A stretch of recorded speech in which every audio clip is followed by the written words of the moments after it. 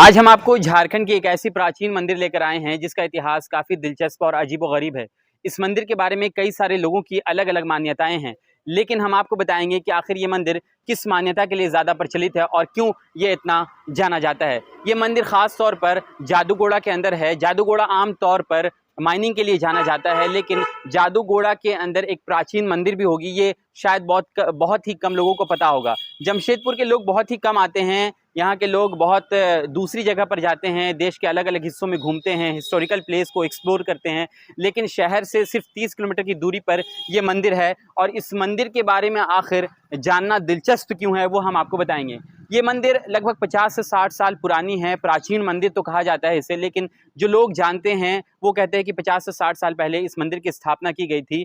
लेकिन कहा जाता है कि माता रंकणी जो यहाँ पर विराजमान है, यहाँ पर एक पत्थर के साथ उनकी पूजा अर्चना की गई थी और उस पत्थर का आकार आज भी बढ़ता जा रहा है। आगे चलकर हम आपको दिखाते रहेंगे किस तरह से श्रद्धालु यहाँ पर आते हैं और पूजा अर्चना करते हैं, माथा टेकते हैं। और आमतौर पर यहाँ पर सावन के दिनों में भी काफ़ी ज़्यादा भीड़ रहती है, लेकिन बहुत ज़्यादा लोग इस मंदिर को नहीं जानते हैं। अगर हम बात करें तो ये मंदिर इतनी प्राचीन है कि अंग्रेज़ों के वक्त में यहाँ पर नर बलि दी जाती थी, ये लोगों की मान्यताएं हैं। उसके बाद से यहाँ पर नर बलि ख़त्म हुई, लेकिन अगर आप देखेंगे तो जो पत्थर है मंदिर के ऊपर, जो आकार है, जो दृश्य है तस्वीरों के ज़रिए, वो आपको साफ तौर पर दिख रहा होगा। उसके ज़रिए से ये दर्शाया गया है। दीनबंधु नाम के एक शख्स थे जिनके सपने में माता रंकिणी आती हैं और वो कहती हैं कि मेरे लिए एक जगह की स्थापना की जाए और मेरी पूजा अर्चना की जाए। जिसके बाद दीनबंधु सिंह एक पत्थर रखकर वहाँ पर सिंदूर लगाते हैं, कपड़ा रखते हैं और उसके बाद वहाँ पर पूजा अर्चना की जाती है। ये वही जगह है। इसके बाद कुछ दिनों के बाद दीनबंधु सिंह के सपने में दोबारा माता रंकिणी आती हैं और वो कहती हैं कि अब मेरे लिए एक विशाल मंदिर की स्थापना की जाए और यहाँ पर मुझे विराजमान होना है और मेरी पूजा अर्चना होनी चाहिए। इसके बाद इस मंदिर की स्थापना रखी गई, इस मंदिर को आकार दिया गया और यहाँ पर श्रद्धालु आने लगे और उनकी पूजा अर्चना करने लगे। ये दीनबंधु के सपने में आने के बाद ये साकार हो पाया।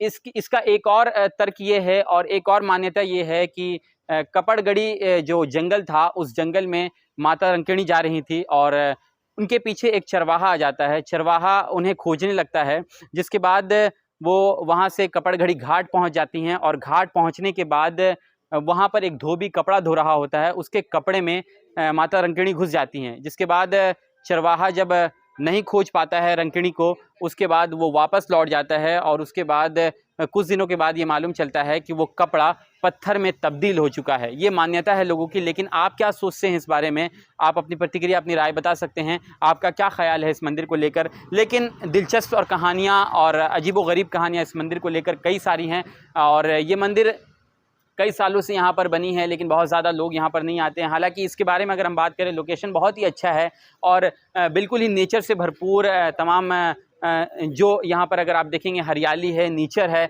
उस बीच में ये मंदिर है। साथ ही साथ जमशेदपुर से बहुत ही कम डिस्टेंस पर है। आप यहाँ पर गालूडी होते हुए भी आ सकते हैं। आप यहाँ हाता हल्दी पोखर वाला जो रास्ता है उस तरफ से भी आप होते हुए यहाँ पर आ सकते हैं। तो आमतौर पर कह सकते हैं कि डिस्टेंस बहुत ज़्यादा नहीं है, कम दूरी है, लेकिन आमतौर पर झारखंड के लोगों को यहाँ पर बहुत ज़्यादा आना चाहिए, लोगों की संख्या होनी चाहिए, लेकिन उस तौर पर यहाँ पर लोगों की भीड़ नहीं दिखती है। इसके अलावा उड़ीसा, बंगाल के लोग बहुत ज़्यादा यहाँ पर आते हैं, घूमते हैं, देखते हैं और एक पर्यटन स्थल के तौर पर इसे जाना जाने लगा है। लोग आते हैं, एक्सप्लोर करते हैं इसे।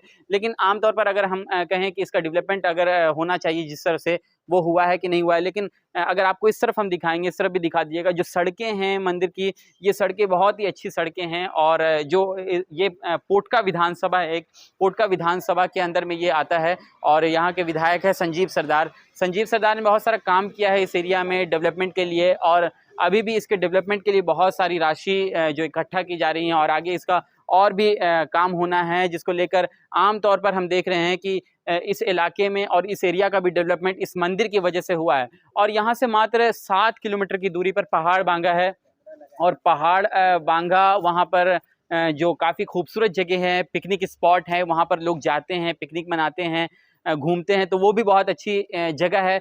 आप मंदिर आएँ, मंदिर आकर आप हिस्टोरिकल जो जगह है, प्राचीन मंदिर है, यहाँ आप घूमें, पूजा अर्चना करें और उसके बाद आप पहाड़ बांगा जाकर वहाँ पर आप घूम सकते हैं, पिकनिक मना सकते हैं। तो ये एक बहुत ही अच्छा लोकेशन है, स्पॉट है और इस तरह के लोकेशन को कहीं ना कहीं एक्सप्लोर करना हम चाहते हैं और दिखाते हैं कि किस तरह से जमशेदपुर के लोग अपने शहर से चंद किलोमीटर की दूरी पर जाकर एक अच्छे वातावरण में, अच्छे नेचर के बीच में और अच्छी चीज़ों को देख सकते हैं और समझ सकते हैं कि क्या है हमारा इतिहास। ओल्ड पुरुलिया रोड में पहली बार Italian, Turkish, Malaysian sofa set furnitures की खरीदारी 15 से 30% की छूट पर करना चाहते हैं तो विजिट करें परफेक्ट फर्नीचर। यहाँ आपको all types of furnitures, customise bed, sofa, dining, wardrobe, साथ ही कलर एंड साइज कस्टमाइज के लिए भी आप ऑर्डर कर सकते हैं। सारे प्रोडक्ट सॉलिड प्लाईवुड से तैयार की जाती है। डाइनिंग में आप ओनेक्स, इटालियन मार्बल और इंडियन, साथ ही इनके पास सोफा सेट फाइबर में भी अवेलेबल है जिसमें 5 साल तक की वारंटी दी जाएगी। इसलिए अगर आप भी बड़े शोरूम में कीमती फर्नीचर्स की खरीदारी करके थक चुके हैं और आपके पास कोई दूसरा ऑप्शन नहीं है तो अब आपको सोचने की जरूरत नहीं है, क्योंकि आपके इलाके में अट्रैक्टिव फर्नीचर्स बहुत ही अफोर्डेबल प्राइस पर आ गया है। पता perfect furniture, road number 21 beside Ajwa city centre mall, old Purulia road, Mango, Jamshedpur.